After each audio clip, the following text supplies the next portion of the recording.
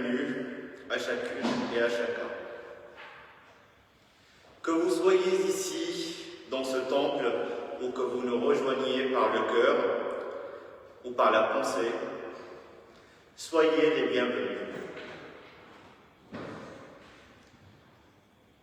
Nous nous rassemblons ce matin, non pas forts de nos certitudes, mais avec nos joies et nos peines, notre élan et notre lassitude. Aujourd'hui, nous allons entendre une parole ancienne, venue du désert, mais qui n'a rien perdu de sa force. Ce culte est un temps pour nous souvenir que Dieu marche avec nous, même et surtout dans nos traversées les plus difficiles.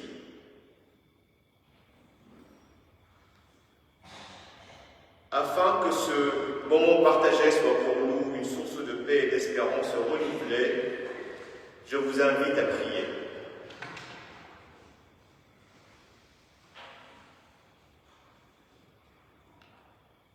Éternel, notre Dieu,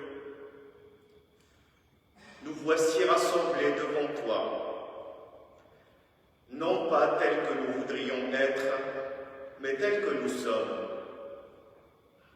Fatigués parfois, assoiffés souvent,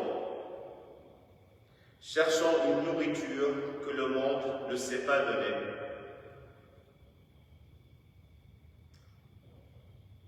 Tu es le Dieu qui a marché avec Israël dans le désert. Tu es le Dieu qui a nourri son peuple là où il n'y avait rien. Éternel, nous ne voulons pas ici avec des mérites, nous venons avec notre faim. Reçois-nous donc, nourris-nous de ce que toi seul peux donner, non par le pain qui périt et qui se détériore, mais par la parole vivante. Que ce temps soit pour nous une source et non une obligation. Que notre quête ici soit réelle et non une habitude. En Jésus-Christ, parole faite chair et pain de vie. Amen.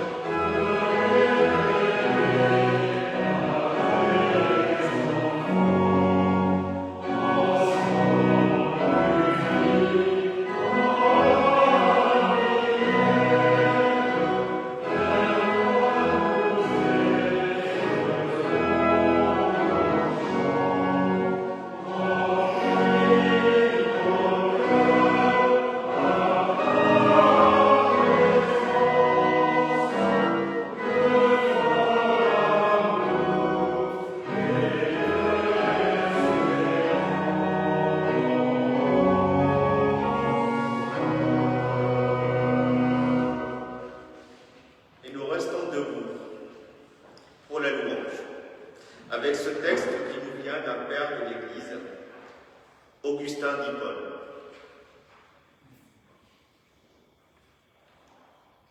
Qu'est-ce que j'aime quand je t'aime? Ce n'est pas la beauté d'un corps, ni le charme d'un temps, ni l'éclat de la lumière, amicale à mes yeux d'ici-bas, ni la suave odeur des fleurs, des parfums, des aromates, ni la manne ou le miel. Ce n'est pas cela que j'aime quand j'aime mon Dieu.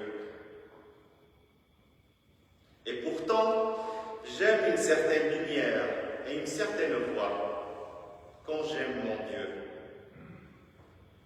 Lumière, voix, parfum, aliment, étreinte.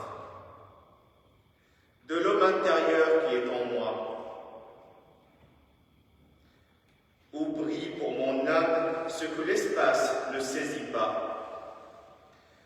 résonne ce que le temps ne prend pas, où s'exhale un parfum que le vent ne disperse pas, où se noue une étreinte que la satiété ne dessert pas. C'est cela que j'aime quand j'aime mon Dieu. Et nous poursuivons avec la louange, avec le chant du psaume 42. Le psaume 42, nous chantons les strophes 1, 2 et 3.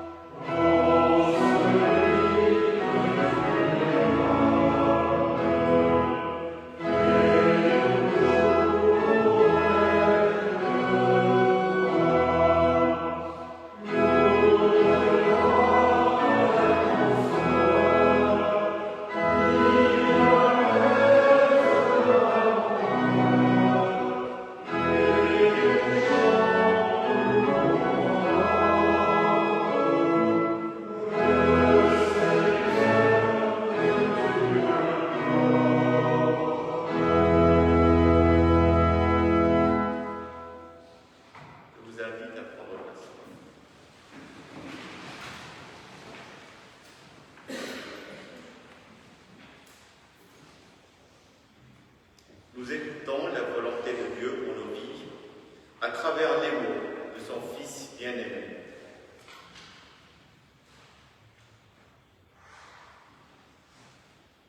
Je suis descendu du ciel pour faire non pas ma propre volonté, mais la volonté de celui qui m'a envoyé.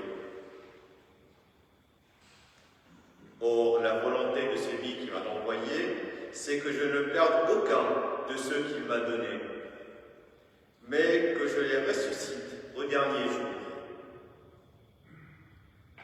Telle est en effet la volonté de mon Père, que quiconque voit le Fils et croit en lui ait la vie éternelle.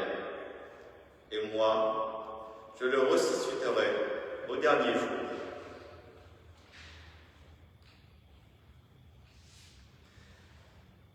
Et nous chantons le spontané dans ta parole, ô Dieu.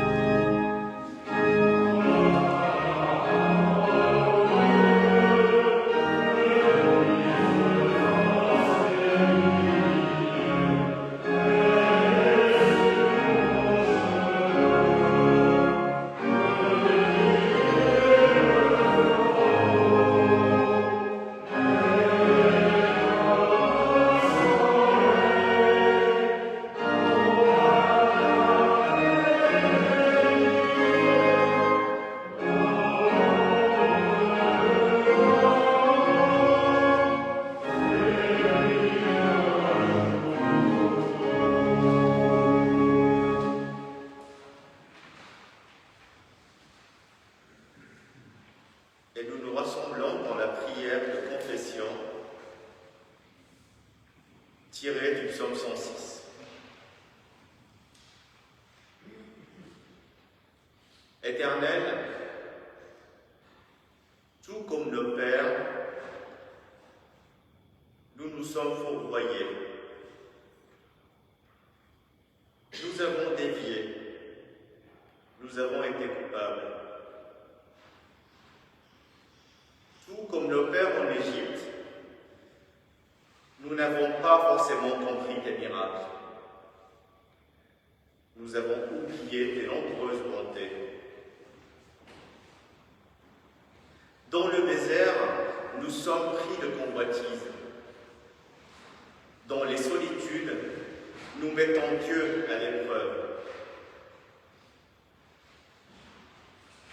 Mais toi, Dieu de miséricorde, tu demeures fidèle. Aie pitié de nous encore aujourd'hui. Ne nous traite pas selon le refus, mais selon ta grande bonté, pour l'honneur de ton nom. Amen.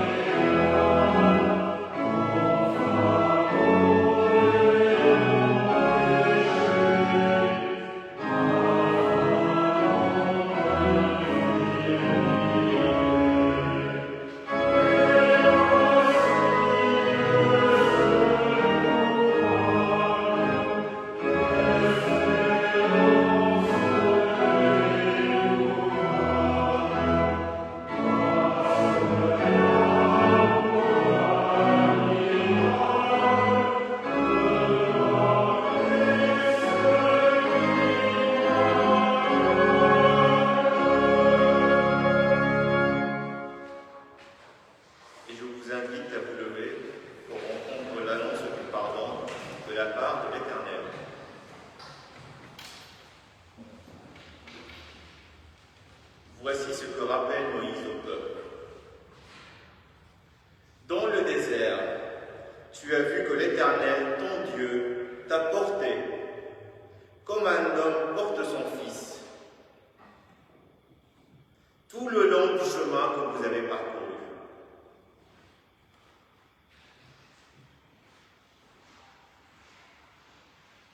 Frères et sœurs, notre Dieu ne cesse d'être fidèle, même lorsque nous chancelons. Il nous porte quand la route devient difficile. Recevons aujourd'hui la certitude de son pardon et la paix de sa présence, car sa grâce est sans condition et sa fidélité pour toujours. Amen. Et ainsi consolés, nous chantons avec joie le cantique 303. J'ai soif de ta présence. Le cantique 303 que nous jouons en entier.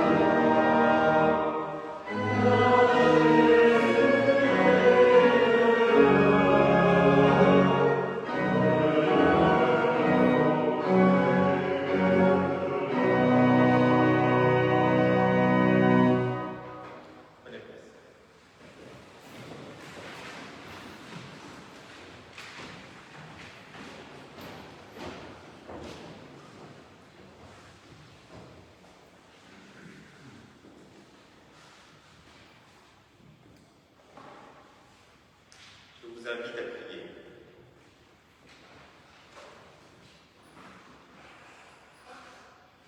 Éternel, notre Père, notre Mère, nous allons entendre ta parole. Cette parole qui a guidé Israël 40 ans dans le désert. Cette parole que Jésus a citée face au tentateur. Cette parole que parfois nous lisons sans l'entendre.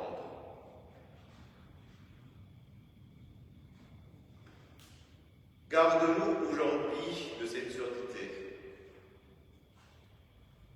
Garde-nous de chercher dans tes textes la solution à notre faim de surface, plutôt que la réponse à notre faim profonde.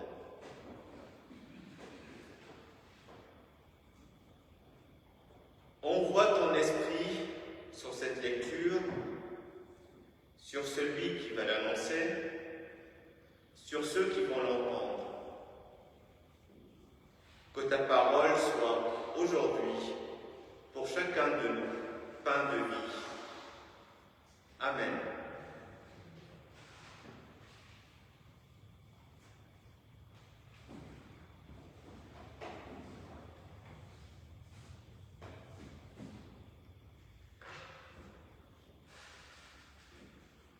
Frères et sœurs, nous lisons aujourd'hui dans le livre du Deutéronome, chapitre 8, les versets de 1 à 5.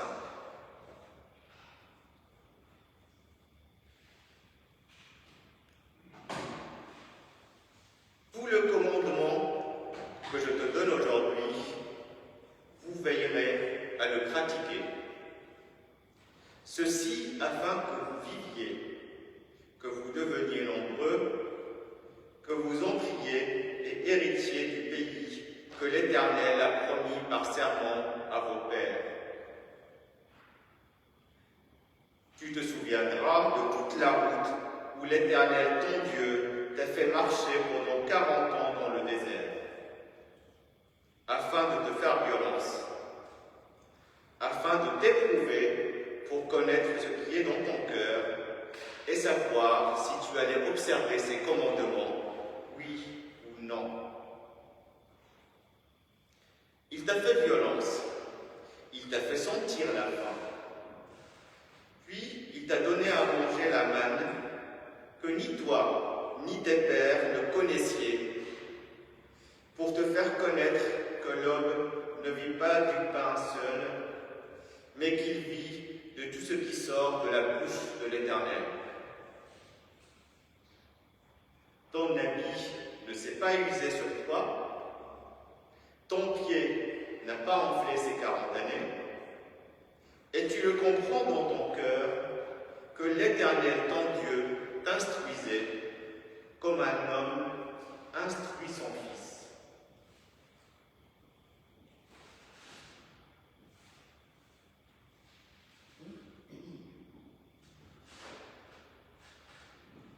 Une traversée du désert qui n'en finit pas, 40 ans à errer sans trajectoire claire, sans horizon certain. Le livre du Deutéronome récapitule ce passé chargé d'épreuves et de conflits, de rejets et de punitions. Cependant, ce bilan douloureux, depuis ce désert de la mémoire, la parole de Moïse y résonne plus vivante que jamais pour rappeler les promesses de Dieu et ouvrir vers l'avenir. Mais comment faire sens d'un tel passé? Comment y trouver quelque chose qui parle encore à nos vies? Il peut d'abord nous paraître troublant de lire que Dieu teste les fils d'Israël pour apprendre quelque chose, pour connaître la valeur de leur fidélité. Dieu a-t-il vraiment besoin de tester pour savoir?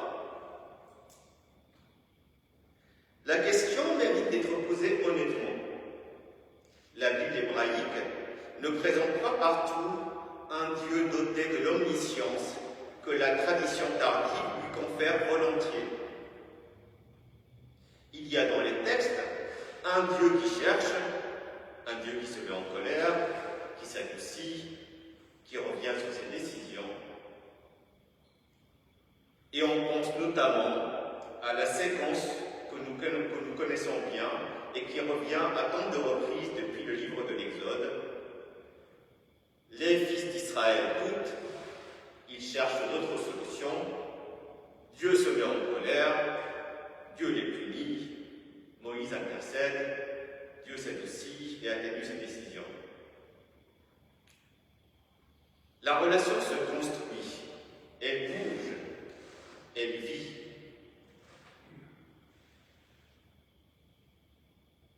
N'est-ce pas là peut-être une vérité profonde que le texte nous livre? Qu'est-ce qu'une relation sans véritable rencontre? Qu'est-ce qu'une confiance sans risque partagé?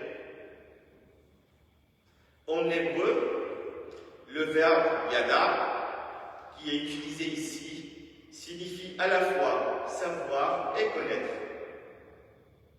mais d'une connaissance qui se fait dans la rencontre, dans l'expérience, dans le lien. Ce n'est pas la connaissance froide et intellectuelle d'un Dieu habitant les nuées et surplombant l'humanité. C'est la connaissance d'un Dieu qui se construit en marchant ensemble. Dieu et être humain, sur une longue distance, parfois sous un soleil de plomb.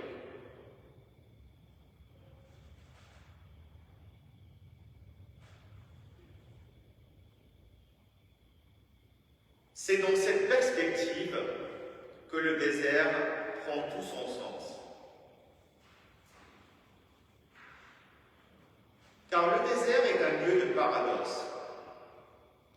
C'est le lieu des serpents à la morsure mortelle, mais aussi le lieu de la manne, nourriture divine et offerte gratuitement. C'est le lieu du veau d'or, l'idolâtrie la plus flagrante, mais aussi le lieu de l'édification du sanctuaire dans un élan collectif où tout le peuple contribue. Le désert, c'est à la fois un lieu d'infidélité et un lieu de révélation. Un lieu qui met en évidence nos défauts les plus profonds, mais aussi les meilleurs élans de notre âme.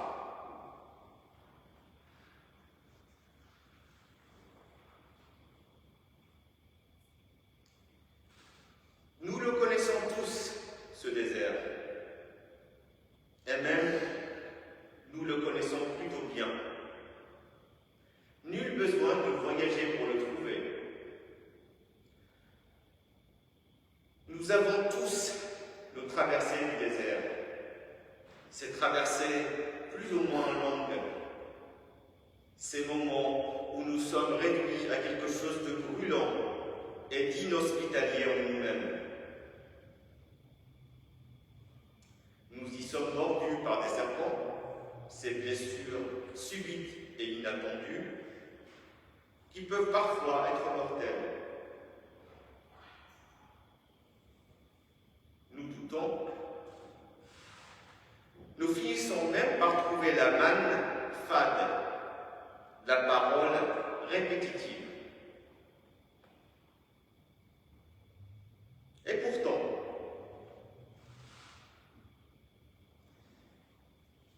c'est peut-être précisément dans ces moments de dépouillement, de solitude et d'épreuve que nous pouvons entendre ce que nous n'entendons plus. L'homme ne vit pas du pain seul, mais de tout ce qui sort de la bouche de l'Éternel.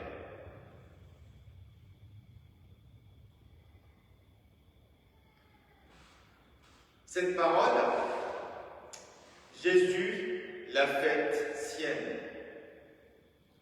Il le fait dans un contexte qui ne doit rien au hasard. Après son baptême, il est conduit au désert, comme le peuple d'Israël l'avait été après sa libération d'Égypte. À chaque fois, on pouvait penser que le plus dur était passé, qu'une nouvelle page allait s'ouvrir. Finalement, le plus dur est devant soi.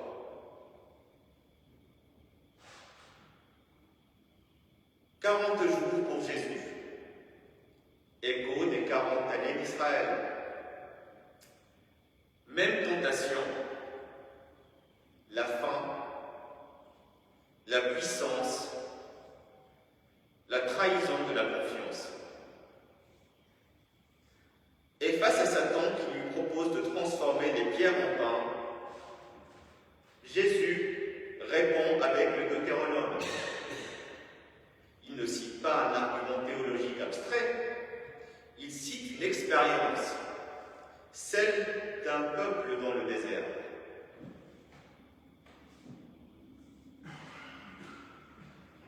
L'homme ne vit pas du pain seul.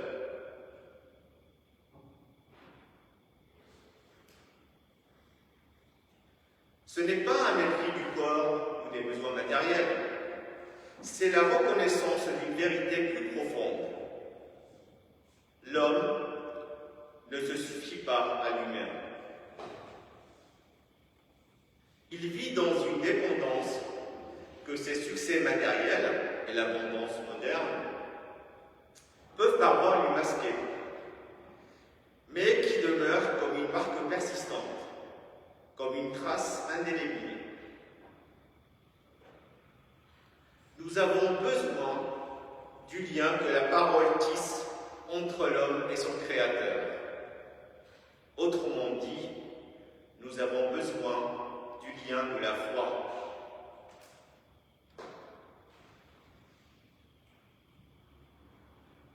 Dans l'évangile de Jean, Jésus fait l'expérience de ce que les enfants d'Israël avaient déjà fait vivre à Dieu dans le désert. La mémoire courte et l'ingratitude. La veille, il avait nourri 5000 hommes. Le lendemain, la foule le retrouve parce qu'elle a de nouveau faim. Jésus leur dit son détour. En vérité, vous me cherchez non parce que vous avez vu des signes, mais parce que vous avez mangé des pains et que vous avez été rassasiés. Travaillez, non pour la nourriture qui périt, mais pour celle qui subsiste, pour la vie éternelle.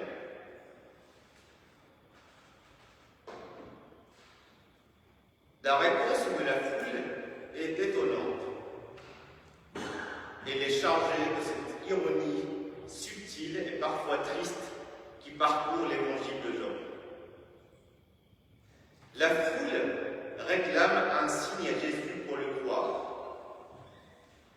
Elle réclame un signe à Jésus qui, la veille, on a nourri 5000 à partir de 5 pains d'orge et de 2 poissons.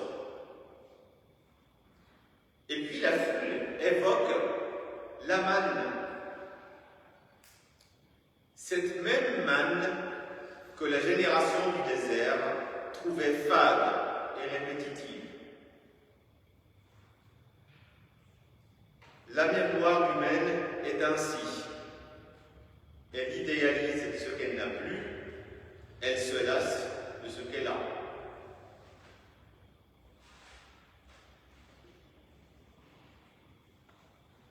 Et nous, sommes-nous vraiment si différents?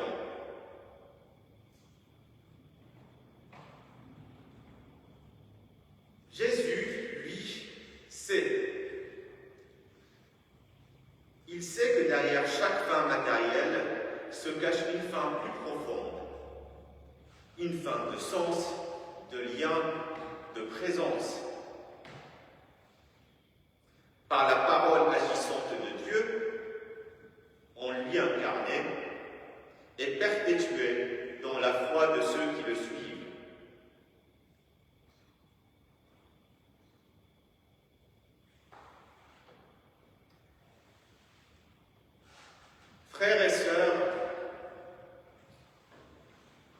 traversons tous des déserts. Certains d'entre nous en traversent un en ce moment même.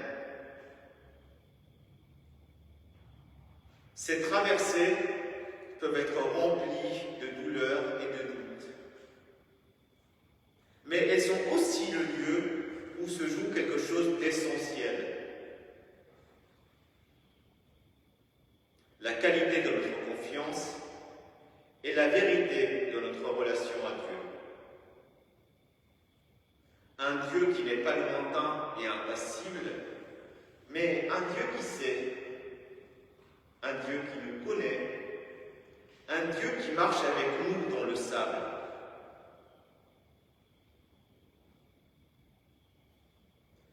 L'homme ne vit pas du pain seul, mais il vit de la parole, il vit du lien, il vit de la foi. Et c'est cette nourriture-là que nous sommes invités à accueillir aujourd'hui, demain et pour l'éternité des jours.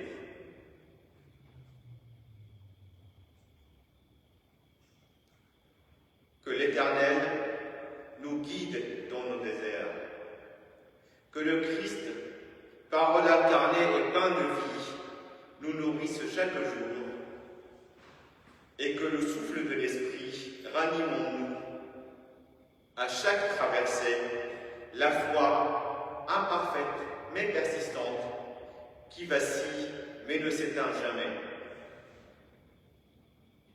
Amen.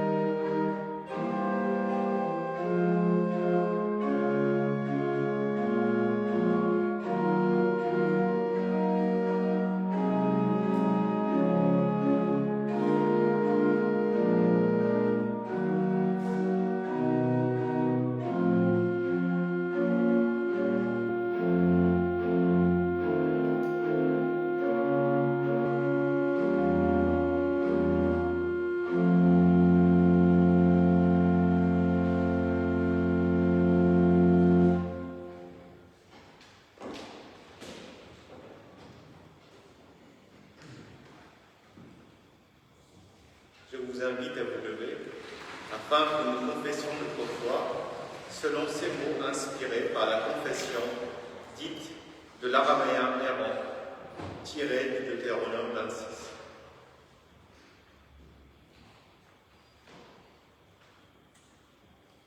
Je crois et confesse.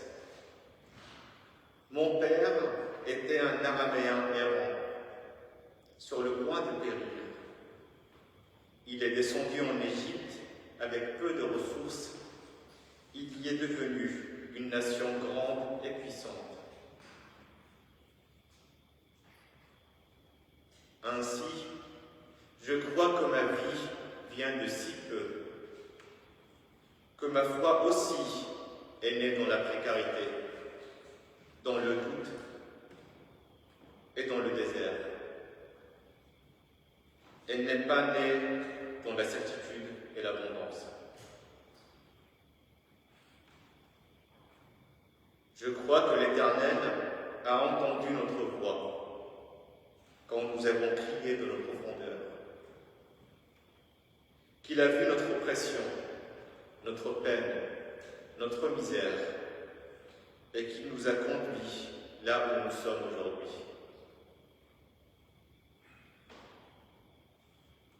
Je crois que la terre où je vis n'est pas ma possession,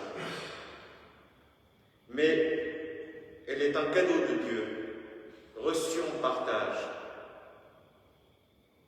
et que le pain que je mange n'est pas seulement de ma main, mais de tout ce qui sort de la bouche de l'Éternel.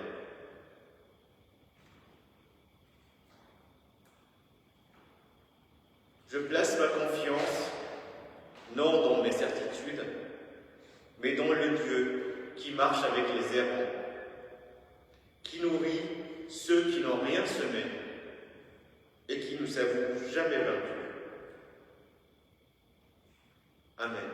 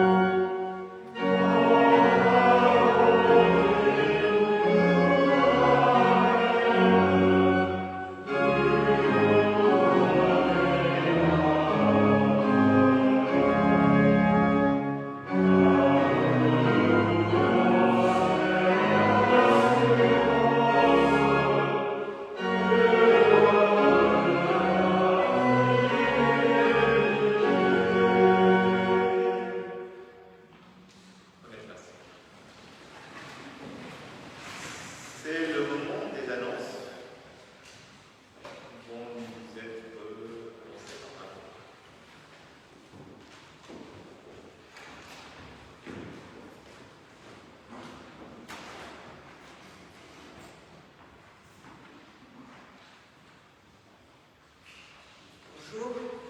Tout d'abord, un grand merci à Mathias pour la présidence de ce culte et à Nicole pour l'accompagnement musical.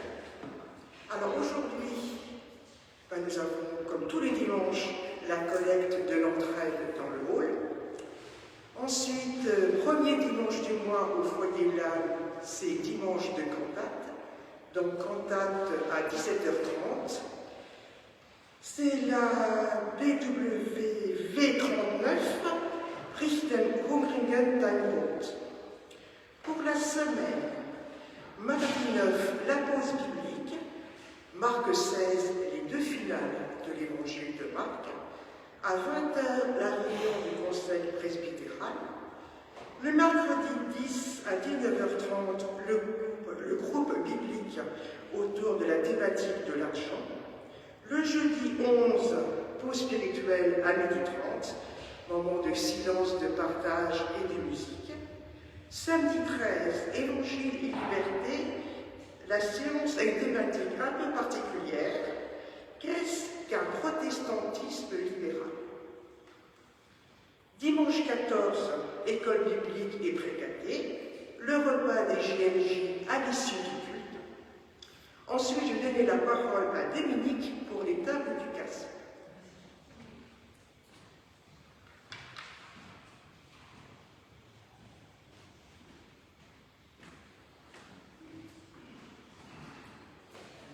Si vous parvenez à m'entendre, c'est merveilleux le micro.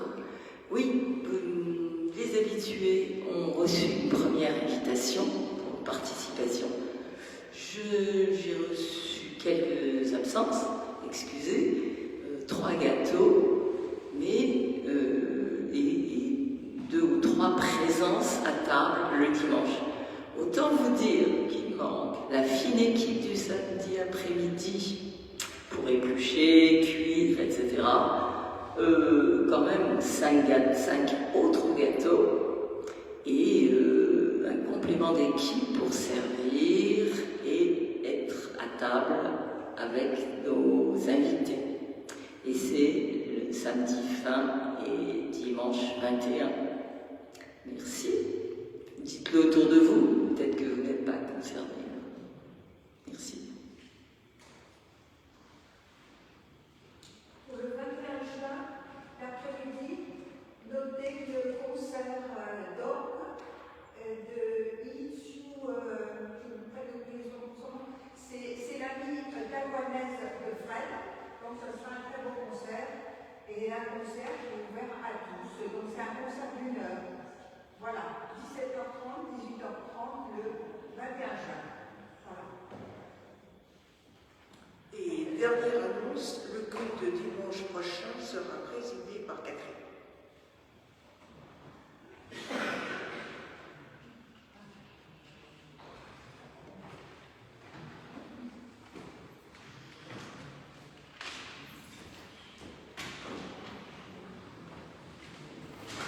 Eh bien, voici venu le moment de l'offrande.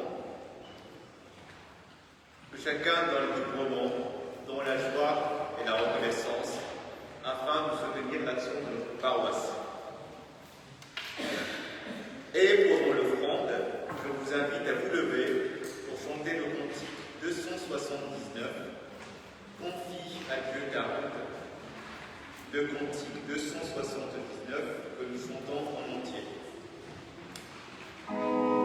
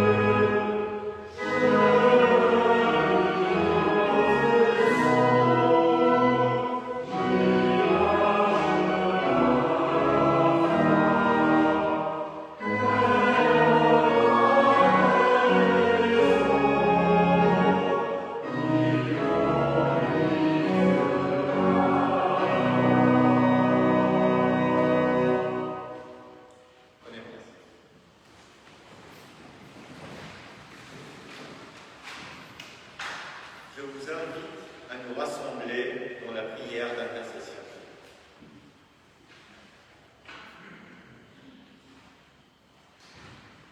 Éternel, notre Dieu, tu as marché 40 ans avec un peuple qui doutait, qui murmurait, qui cherchait d'autres voies que les tiennes. Et tu ne l'as pas abandonné.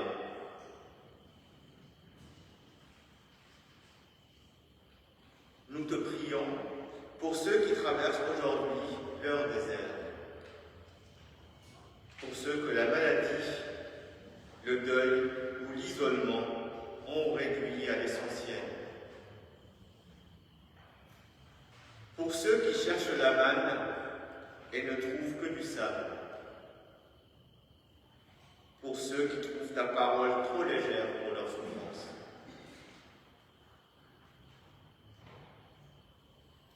Porte-les, Éternel, comme un père porte son fils, comme une mère porte son enfant, tout le long du chemin.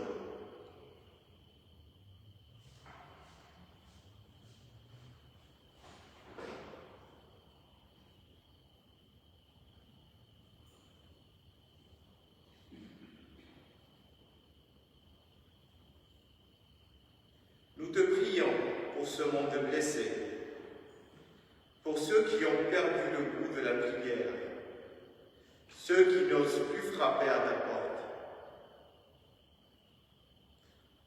pour les peuples qui errent sans patrie, les familles dispersées, les enfants sans avenir, pour ceux qui gouvernent et peinent à trouver le chemin de la paix et de la justice. Que ta sagesse descende là où règne la violence et l'injustice.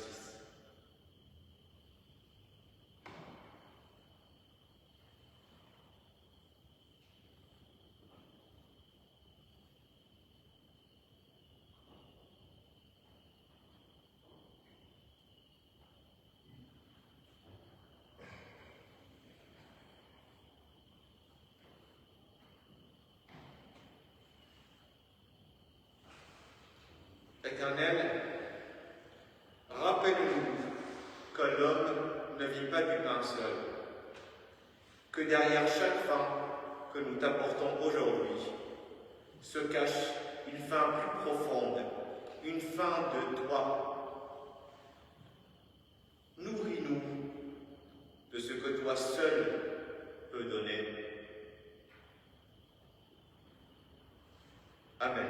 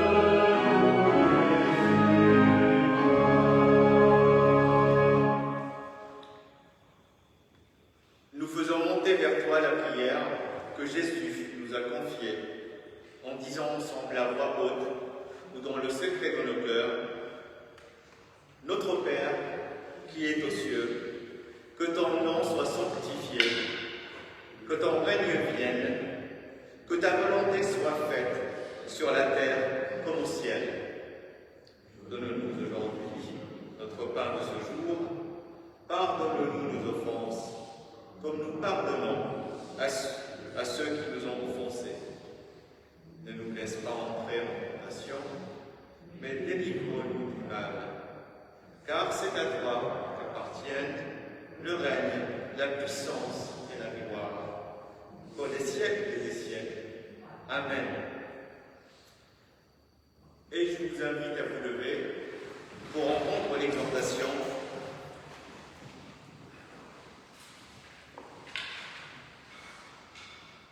et ensuite nous resterons debout aussi pour la bénédiction.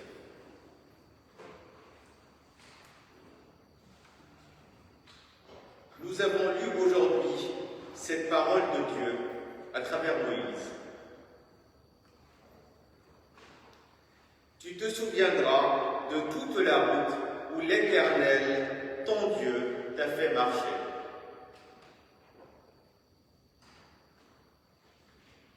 Non pas pour te lamenter du temps perdu, non pour t'enorgueillir d'y avoir survécu, mais pour que tu saches, une fois pour toutes, que tu ne seras jamais seul à travers le désert.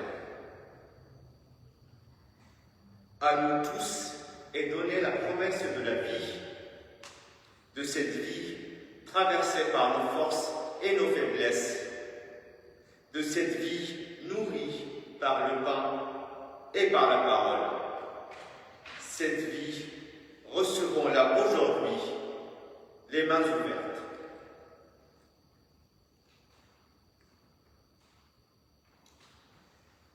Frères, sœurs, que l'Éternel vous bénisse et vous garde, lui qui a gardé son peuple 40 ans dans le désert et ne l'a jamais laissé sans pain ni sans présence.